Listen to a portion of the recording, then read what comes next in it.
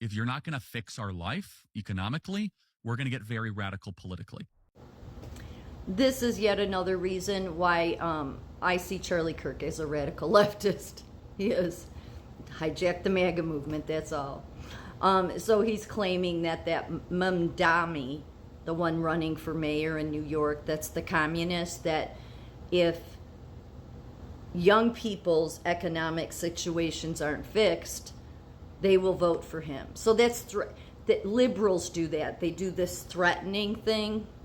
Because they get radical, and that is really what his goal is. He has a mass amount of young people, unfortunately, that are following his lead. I only hope and pray to God, snap the young people away from him, so that they snap out of it. Because again, it's wanting to control a group of people so that they can dictate what Trump or any president needs to do. Dictate. Like, if you don't fix this, then we will get radical and vote a communist in, as if that makes any effing sense at all. Now, he's trying to bring it on the heels like that's how young people feel. No, that's because he's been radicalizing them. Charlie Kirk is just more subtle in his radicalization. It's the same thing that all these covert operations do. That's why I see him as CIA assets, many of these people. Yeah. So, and that's why they hijacked MAGA to get so Charlie Kirk gets a hold of the young people. Then you have, all these podcasters that, and they're all wanting to radicalize people. None of them wanting to focus at all on the Russia hoax and how Obama needs to go to jail, okay, like immediately. And even in the House, in the Senate, what do you have going on there? You have people just focusing on Epstein. It's like, excuse me, we have people, the Clintons, Obamas, many others that committed high treason against the people. So Charlie Kirk and his young people bullshit and his threatening, this is just trying to they're not trying to help the country. They're not. This is what the left does. The left, they threaten. This was one of the things too in the MLK files that the FBI, CIA were worried about with MLK because he was making demands. It was when there was some sit-in in Washington, but they were going on all over. So he had amassed all these people, and then they were making demands and telling Kennedy, you better do this. And there was concerns about, that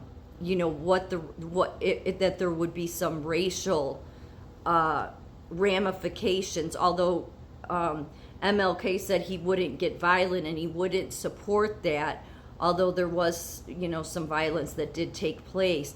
But he never supported that. But he had such a mass following that he was literally outside the Capitol and had people outside that you must do this, telling Kennedy, you must do this. I forget what it was. It was, it was for economic reasons. Yeah. It was that you have to sign this bill, you have to give the poor people all this right now, or there'll be ramifications. It's what Charlie Kirk is doing. He's just doing it on a more subtle level so that he comes off as a conservative. Do you see what I'm saying?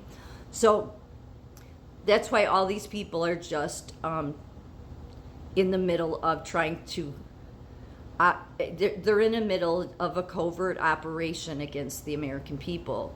It's been going on for years, which is why I continually call them fake MAGA.